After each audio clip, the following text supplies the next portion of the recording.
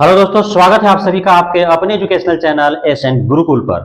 आज की इस वीडियो में हम चर्चा करने वाले हैं रोज की तरह आज भी शिक्षा विभाग के द्वारा 7वें चरण शिक्षक बहाली को लेकर के नए अपडेट्स आए हैं और आज के जो अपडेट्स हैं इसे आपको सुनना बेहद ही आवश्यक है, क्योंकि इससे बहुत सारे ऐसी जानकारियां हैं जो आपके लिए बहुत आवश्यक है और आप जो है उसके लिए काफी दिनों से इंतजार कर रहे हैं कि ये अपडेट्स जो है कब आएगा। तो आइए जानते हैं, पूरे अंत तक वीडियो में बने रहेंगे। आपको सारी जानकारियां जो है जिस जानकारियों को आप प्राप्त करने के लिए आप जो है अपेक्षा रखते हैं, वो सारी जानकारियां जो है इस वीडियो में आपको मिलने वाला है। तो आपको पता है कि 7वें चरण शिक्षक बहाली के अंतर्गत जो है बिहार में शिक्षकों की नई नियुक्तियां होनी है और यह नियुक्ति जो है वो कक्षा प्रथम से 12वीं तक के लिए होनी है। इसके लिए जो है इसी वर्ष 10 अप्रैल 2023 को जो है नई नियमावली लाई गई है। उसी नियमावली के तहत जो है बहाली होनी है। उस नियमावली के बारे में भी आपको पता होगा कि उस नियमावली में जो है इस बार सबसे बड़ा जो चेंजिंग किया गया, बदलाव किया गया,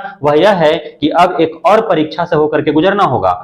तो आपको पता है, एक कंफर्म है, 100% अब तय हो चुका है कि जो नई नियुक्तियां होगी, नए जो अभ्यर्थी शिक्षक अभ्यर्थी हैं वो यदि सरकारी शिक्षक बनना चाहते हैं तो उन्हें जो है एक और परीक्षा देनी होगी, भले ही वो सीटेट बीटेट एस्टेट पास क्यों ना हो। और इस परीक्षा में जो नई परीक्षा जो होने वाली है 7वें चरण शिक्षक बहाली है, तो नई नियमावली के तहत जो परीक्षा होना है उसमें यह नियमावली में तय कर दिया गया है कि वही अभ्यर्थी इसमें शामिल होंगे जो सीटेट बीटेट एस्टेट क्वालिफाइड हैं, तो उन्हें जो है एक और परीक्षा देना होगा। साथ ही जो नियोजित शिक्षक हैं 2005 के बाद आपको पता है कि पिछले 15-17 साल से जो है बिहार में नियमित रूप से शिक्षकों की बहाली नहीं हुई है। शिक्षकों की बहाली जो है नियोजित तौर पर हुआ है, वे नियमित या राजकर्मी नहीं है। उन्हें सिर्फ जो वे पढ़ाते हैं विद्यालय में जाकर के उसका उन्हें सिर्फ वेतन मिलता है और कोई फैसिलिटीज नहीं मिलता है। और वे जो नियोजित शिक्षक है वे वर्षों से जो है सरकार से लड़ रहे थे नियमित होने के लिए, राजकर्मी का दर्जा पाने के लिए। उसके लिए भी नई नियमावली में तय कर दिया गया है कि जो नियोजित शिक्षक है उन्हें भी बीपीएससी परीक्षा से होकर गुजरना होगा और जो बीपीएससी परीक्षा जो है उत्तीर्ण करेगा उन्हें नियमित और राजकर्मी का दर्जा मिलेगा, और जो उत्तीर्ण नहीं कर पाएंगे वे नियोजित के रूप में ही उन्हें जो है अपना सेवा देना होगा। अब जो है तय हो चुका है कि बीपीएससी द्वारा ही परीक्षा कराई जाएगी। अब कोई इसमें कोई संशय नहीं है, दूसरा आयोग आपका परीक्षा कराने नहीं जा रहा है, तो बीपीएससी के द्वारा यह परीक्षा होना तय है। बीपीएससी आयोग और शिक्षा विभाग का जो है दोनों का कल शुक्रवार के दिन ही बात विमर्श हुआ है, बैठक हुआ है और कई बिंदुओं पर चर्चाएं हुई हैं।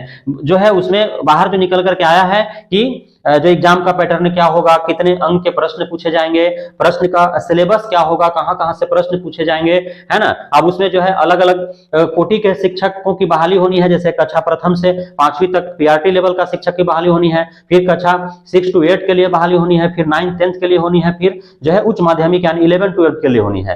तो अब इनका एग्जाम जो है एक साथ कराया जाए, एक ही तरह का प्रश्न हो या फिर अलग अलग हो, लेकिन जहां तक अनुमानित है क्योंकि अलग अलग सबका लेवल है ना। इंटरमीडिएट प्लस जो डीएलएड किए हुए उनको कक्षा प्रथम से 5वीं तक लेगा आदमी, जो डीएलएड और ग्रेजुएशन किए हैं वे जो है कक्षा 6 to 8 हैं, और जो ग्रेजुएशन बीएड है या पोस्ट ग्रेजुएशन बीएड है उन्हें 9वीं से 12वीं तक में बहाली होगी। तो इसलिए जो है उनका एग्जाम का जो प्रश्न होगा उसका लेवल भी अलग अलग होंगे। तो परीक्षा एक ही साथ होंगे लेकिन उनका प्रश्न का जो है लेवल अलग अलग होगा, उनका सिलेबस अलग अलग होगा। पैटर्न एक ही जैसे होंगे, प्रश्न कितने पूछे जाएंगे, सबके लिए 100 प्रश्न होंगे तो सबके लिए 100 प्रश्न होंगे, 150 प्रश्न होंगे तो सबके लिए 150 प्रश्न होंगे।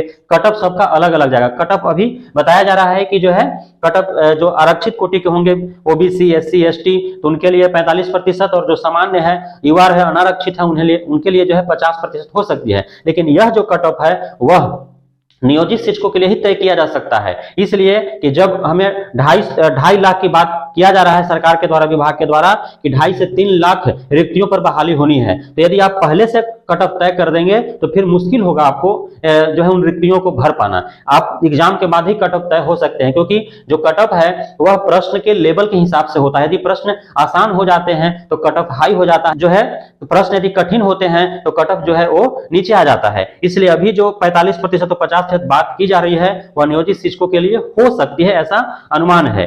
अब जो है सबसे बड़ा जो प्रश्न है आप अभ्यर्थियों के जहन में कि नेगेटिव मार्किंग, क्योंकि बीपीएससी द्वारा परीक्षा होता है तो उसमें जो है नेगेटिव मार्किंग देखने को मिलता है। तो हालांकि जो है पिछले वर्ष जो प्रधानाध्यापक की नियुक्ति होती हेतु जो बीपीएससी द्वारा परीक्षा लिया गया था उसमें जो है नेगेटिव मार्किंग थी, लेकिन इस बार जो है आप 1-1.5 महीना पहले खबर आई थी कि इस बार जो बीपीएससी के द्वारा 40,500 कुछ पदों पर जो बहाली होनी है प्रधानाध्यापकों को उसमें नेगेटिव मार्किंग नहीं रहेगा।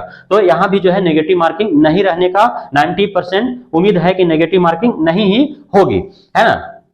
अब जो है नए अभ्यर्थियों और नियोजित शिक्षकों का एग्जाम अलग अलग होगा, एक साथ होगा, तो एग्जाम तो एक ही साथ होंगे, क्योंकि 7वें चरण शिक्षक बहाली के हेतु बीपीएससी के द्वारा जितने भी एग्जाम लिए जाने हैं, है ना, चाहे पीआरटी लेवल का हो, टीजीटी लेवल का हो, पीजीटी लेवल का हो, नियोजित शिक्षकों का हो, एक साथ ही होंगे, लेकिन सबका प्रश्न का लेवल अलग अलग होगा, क्योंकि जो है नियोजित शिक्षक है उनको नियमित करने के उद्देश्य से जो है एग्जाम लिया जा रहा है ना। उसके बाद जो है पीआरटी लेवल का उनके पास क्वालिफिकेशन अलग है तो उस लेवल के प्रश्न पूछे जाएंगे, 6 to 8 के लिए उनका लेवल अलग है तो उस टाइप के प्रश्न पूछे जाएंगे, है ना। 9 to 12 के लिए लेवल अलग है, उनका क्वालिफिकेशन अलग है तो उस टाइप के उनको उस लेवल के प्रश्न पूछे जाएंगे। तो ये आपको देखने को मिल सकता है कि परीक्षा एक ही साथ होंगे, लेकिन सबका जो सिलेबस है वो अलग अलग देखने को मिल सकता है ना। अब जो है आपको इस बात से भी जाहिर हो रहा है कि अभी खबर मिली है कि 20 अप्रैल तक जो है, आप सबको पता है कि लास्ट डेट जो है 20 अप्रैल तक था और सभी जिलों से है, सभी पुराने जो नियोजन इकाइयां था उनसे जो है रिक्तियां मांगी गई थी कि कहां कहां कितने रिक्तियां खाली पड़ी हुई हैं।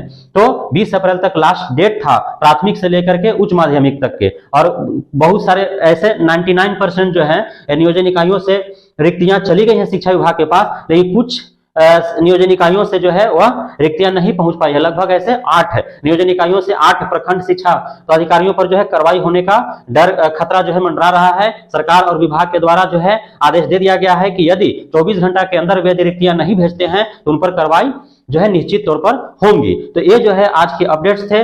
अब जो है यह तय हो चुका है कि बहुत जल्द आपको नोटिफिकेशन देखने को मिलेगा। 2.5 से 3 लाख जो है रिक्तियों पर बहाली होनी है। एग्जाम का पैटर्न, एग्जाम का सिलेबस, कितने नंबर का पूछा जाएगा, कट ऑफ क्या होगा, इन सारी बातों पर जो है चर्चाएं चल रही है लगातार।